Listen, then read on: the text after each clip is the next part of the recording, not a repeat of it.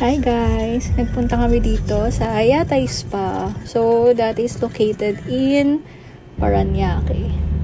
So, ayun, if naghahanap kayo ng chill lang na spa, tapos may free foods na siya.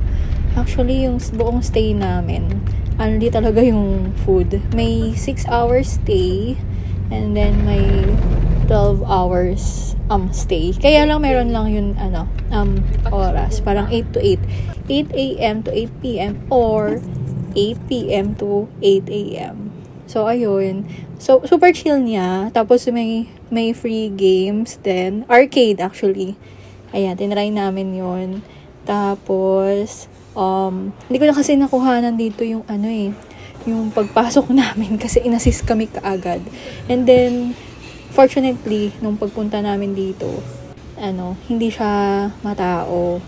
So, yun, super happy lang. Kasi parang nasolo pa nga namin halos lahat yung amenities dito. Tapos, yung sa pang girls kasi na locker. Actually, may locker hiwalay. Male and female. So, sa female, jacuzzi meron. Kaya lang, all naked ka doon. So, hindi ko na siya tinry. And then, sa boys, may pool. Sabi ko dito kasama ko, video niya yung pool. Kaya lang, bawal pala. Naman, nasabihan naman kami na bawal i-video yung sa locker rooms. Kaya dito na lang kami sa buffet area nag-video. So, yun, masaya siya. Pang chill lang, date day, ganyan. So, ayun, tapos, sa pala namin, buong binayaran namin dito, meron siyang massage. Ayun yung highlight nila. May free 1 hour massage ka na foot massage or whole body massage. Dry massage siya. Yung kinuha ko dito is yung sa dry massage. Ang sarap niya in all fairness.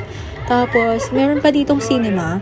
Hindi ko lang siya na-videohan. Nakalimutan ko sobrang na-relax ako. Nakatulog pa nga ako after the massage kasi pwede ka talaga dyan matulog. Ang gawin mo talagang chill.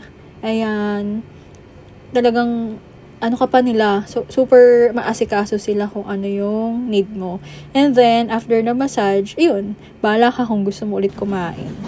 Ayan. Kain ka lang sa buffet nila. Parang trip mo ulit kumain. Yung ganyan. Maraming sweets. Maraming food pa rin talaga. Pero, mind you puro puro Chinese food. Tapos nga pala, pagpasok mo pala dito, nakalimutan ko is, bibigyan ka nila ng damit. So, para ka diyang naka-PJs, ganyan. So, parang eventually wala ka na talagang dadalhin. Sarili mo lang. Ganon. Pagpasok mo, assist ka nila. Tapos, bibigyan ka nila kagad ng damit mo. And then, bahala ka kung mag-shower ka or kamain ka na kagad. Tapos, parang naka 2 hours nga yata kami sa buffet. Hindi naman all throughout kumain na. Parang lang talaga. Super tikim-tikim. Kasi, refill sila niya refill. So, kada refill, tikim. Ganon.